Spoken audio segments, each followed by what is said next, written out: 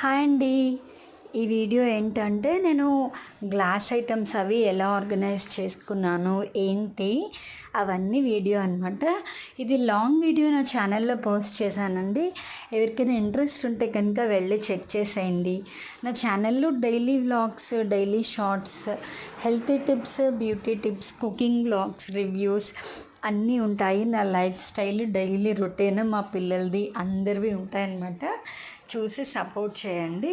ఇలా ఆర్గనైజ్ చేసుకున్నానండి.